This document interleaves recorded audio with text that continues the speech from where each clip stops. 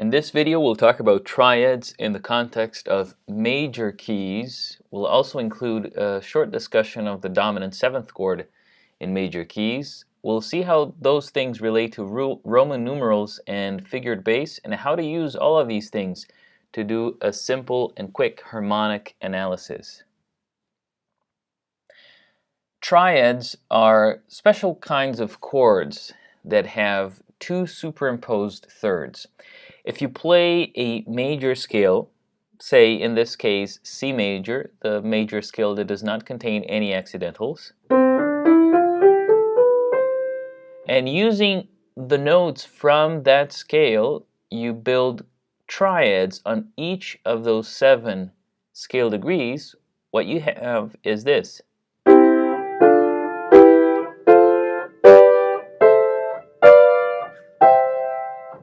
Notice that I'm using here only the white keys of the keyboard, right? Only notes without any accidentals, because those are the notes that pertain to the key of C major, which key signature is none, no accidentals, right?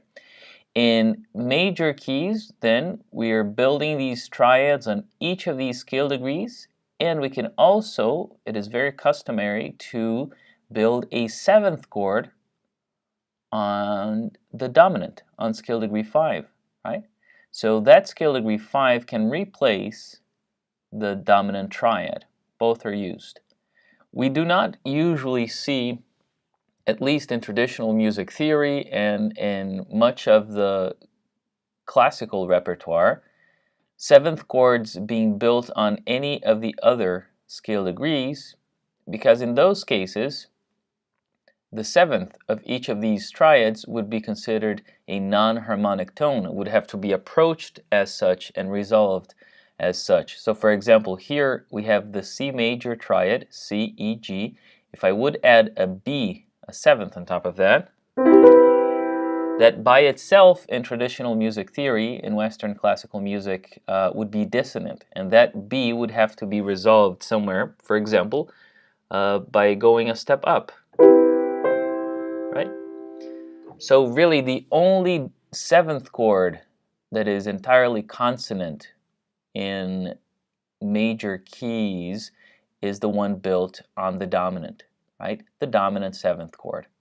Sometimes I've included here that it could also be built, a 7th chord here, on the leading tone that would create a half diminished 7th chord, and that's more uncommon, I'd say. Very common to have 7th chords built on the leading tone in minor keys, but for major keys not as traditional or as common. So for the sake of sticking it to what is safe or what is traditional, I'm indicating here that we can only really build a fully consonant 7th chord on the dominant. So from those triads that we just built on C major, we can arrive at the qualities that triads will have in any major key. G major, A flat major, D flat major, E major, whatever key, major key you can think of. The qualities of the triads built on these 7 scale degrees will always be the same. The tonic triad will always be major. The supertonic, the mediant, the submediant triads will always be minor. The leading tone triad will always be diminished. The subdominant major and the dominant major, or if you use the 7th chord built on the dominant, it'll always be a dominant 7th chord. This is very much like our previous discussion of intervals between scale degrees, right? Once we know what the quality of the triad is for one key, it'll always be the same for that particular scale degree in any keys, right? So if this is a little bit troublesome for you perhaps to memorize, just think of C major or whatever major key comes to your mind most easily. Put the 7 scale degrees one next to each other, build triads on top of each, and assess their qualities. And you'll find out that they will always be the same. Major on scale degrees 1, 4, and 5, minor on scale degrees 2, 3, and 6, a diminished on the leading tone, scale degree 7, and if you want to build a 7th chord on the dominant, it'll be a dominant 7th chord. So in music, we have come up with this convention of indicating the quality of triads, of chords built on scale degrees, for the purpose of analyzing the harmony, how these chords succeed each other in real music. What we do is, first, at the beginning, we indicate the key of the excerpt with a letter. If it is an uppercase letter, then it's a major key. You can see here that my key signature includes 1 flat, B flat, and that gives us 2 possibilities, right? 2 relative keys, either F major or D minor. And I'm indicating here that it is a major key. The uppercase F is an F major. Then we use Roman numerals, right? We use 1, 2, 3, 4, 5, 6, 7. But instead of using the Arabic numbers, like we have here, we use Roman numerals for that. And here we use quote-unquote uppercase numerals, not that such a thing exists, uppercase and lowercase numerals, but they do in music theory. And when a Roman numeral is in uppercase, it indicates that that chord is a major chord, right? In this case, major triads. So here you have 1, 4, and 5 having uppercase Roman numerals. When you have lowercase Roman numerals, that is an indication of minor triads. Here you have 2, 3, and 6. If you want to indicate diminished triads, of which we have only 1 here on the leading tone, then that is indicated with a lowercase and the superscript O, right? So very similar to minor, because in essence it is a minor triad with a diminished fifth instead of a perfect fifth. So you indicate it with that superscript O over there. And a dominant 7th, just as we've seen before with figured bass, it is an uppercase 5 and a superscript 7 next to it. This is how you indicate it, right? So here we have the chords in F major. I've changed the clef as well. The scale degrees by themselves would have sounded like this. And then back to 1. And once we build triads on top of those, and the dominant 7th chord on top of the scale degree 5, we have, and then the dominant 7th, and then 6, and leading tone, finally back to 1.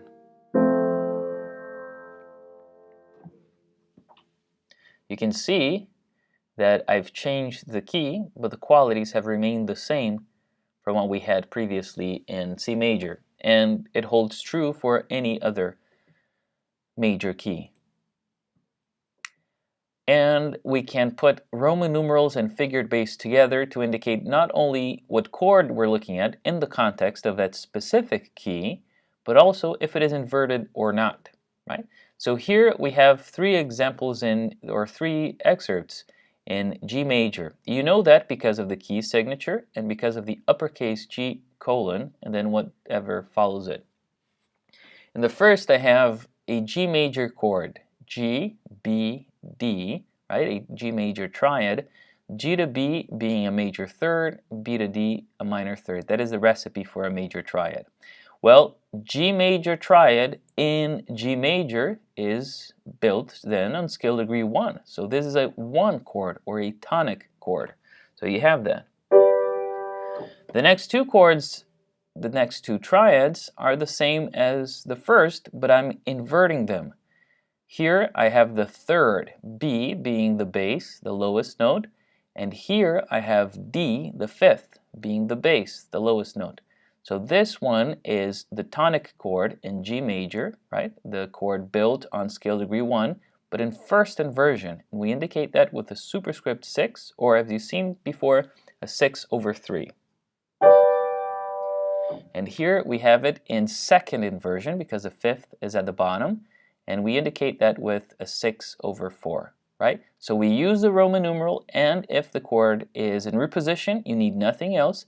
If the chord is not in root position, if it is inverted, you add whatever figured bass numbers you need.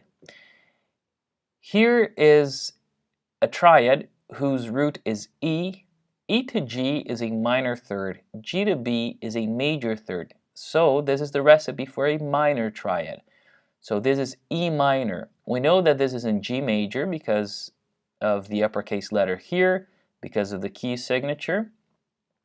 Given those considerations, E is scale degree 6 in G major, right? And it follows that the triad built on scale degree 6 on the submediant is a minor triad. So we indicate that with lowercase 6, Roman numeral 6 here. Likewise, I've inverted the chords, so the third is at the bottom here and the fifth is at the bottom here.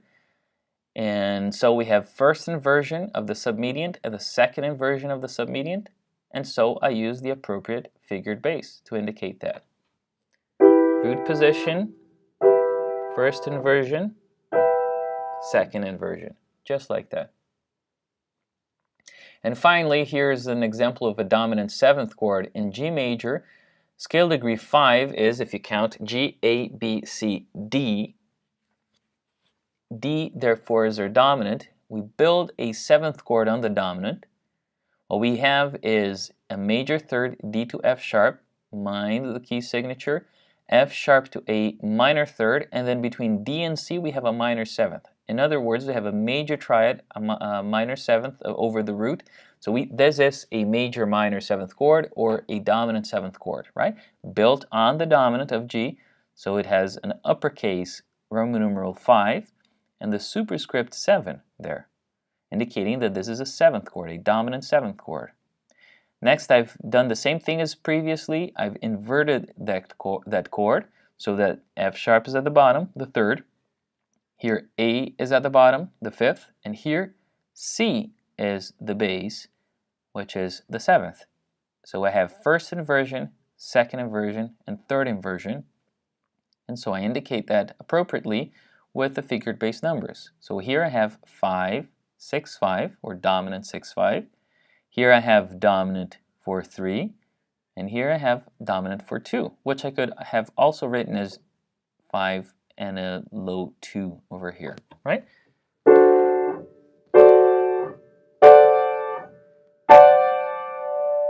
And then, as previously stated, a dominant 7th yearns to return to tonic, right?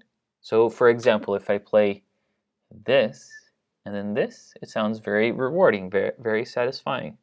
Dominant 7th going to tonic. Right? It's a very, very common alternation of chords in music.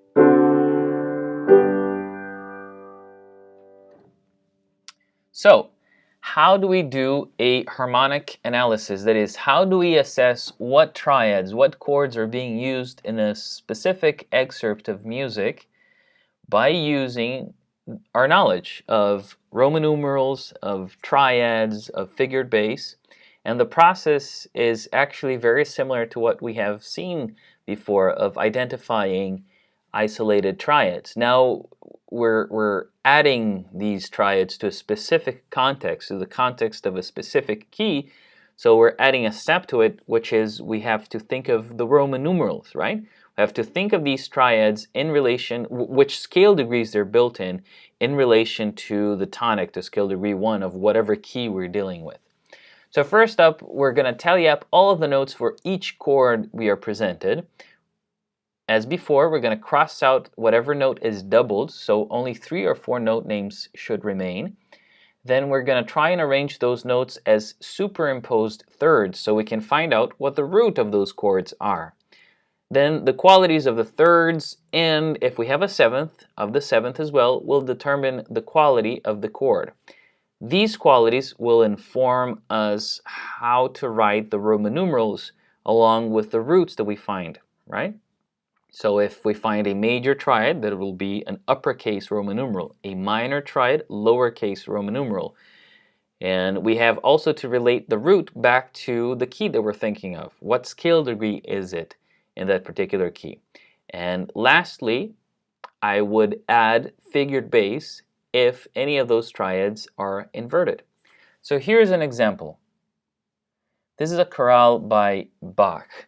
It's number 14, and it sounds like this.